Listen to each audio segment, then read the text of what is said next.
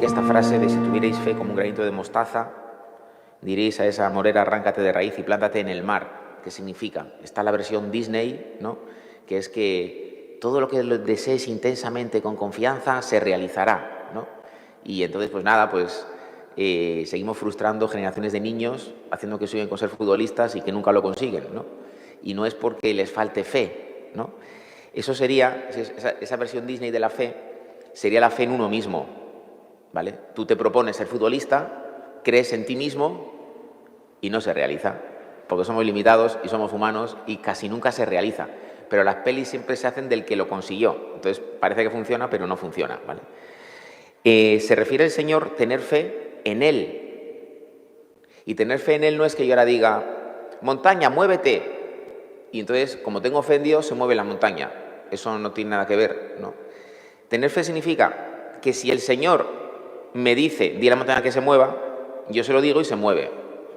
Si el Señor le dice a Moisés, toca con tu vara el mar, y él la toca, el mar se abre.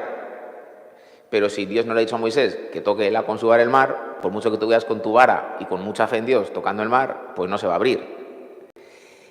¿Y esto por qué es importante? Porque que se abra el mar, bueno, no sé, tiene su importancia, pero a nosotros no nos va mucho, ¿no? Quiero decir, normalmente el Señor no nos va a pedir que abramos el mar con una vara, pero el Señor hay cosas que nos ha dicho y que no se realizan porque no tenemos fe.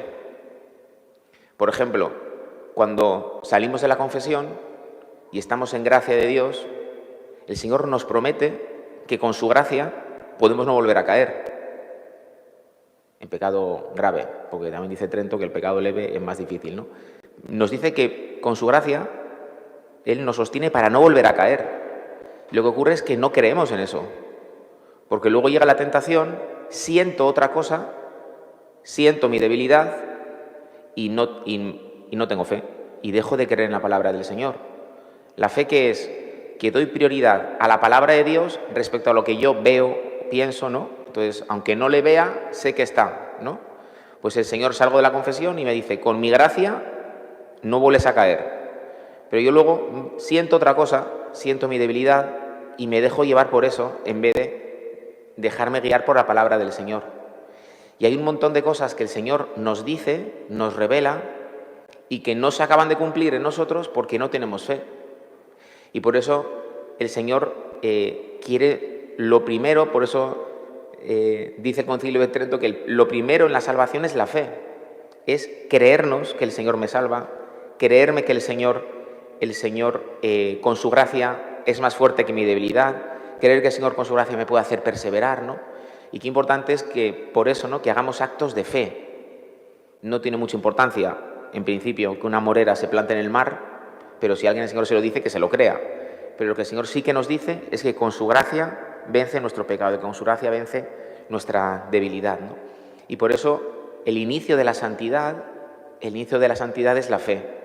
El inicio de la santidad es contemplar lo que Dios me ha dicho, pararme a escuchar lo que Dios me ha dicho.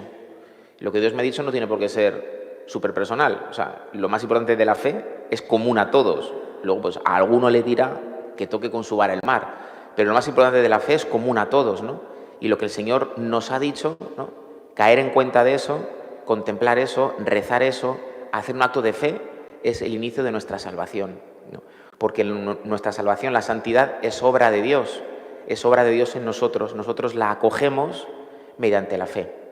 Pues el ejemplo de esto es la Virgen María. Ella es la mujer de fe. Ella es la que acoge la palabra del ángel, ¿no?, y cree que el Hijo de Dios se hace hombre en su seno, ¿no? Ella es la que al pie de la cruz cree las palabras del Señor, he ahí a tu Hijo, aunque no entendía mucho por qué decía eso, pero le acoge a Juan, ¿no? Ella es la que va acogiendo a la palabra de Dios y la que siempre se va realizando en ella la palabra de Dios. Y que es por eso la madre de los creyentes, porque nosotros acogiéndonos a María, ella nos va ayudando a acoger la palabra de Dios para que se vaya realizando en nosotros lo que el Señor quiere hacer con nosotros, ¿no? Pues vamos a pedirle a la Virgen María que aumente nuestra fe en las promesas de Dios, en lo que Dios nos va diciendo, ¿no?, en la salvación que Dios nos otorga permanentemente a través de la gracia de los sacramentos, para que se pueda realizar en nosotros el plan que Dios quiere y no frustremos por nuestra falta de fe el plan de Dios en nosotros.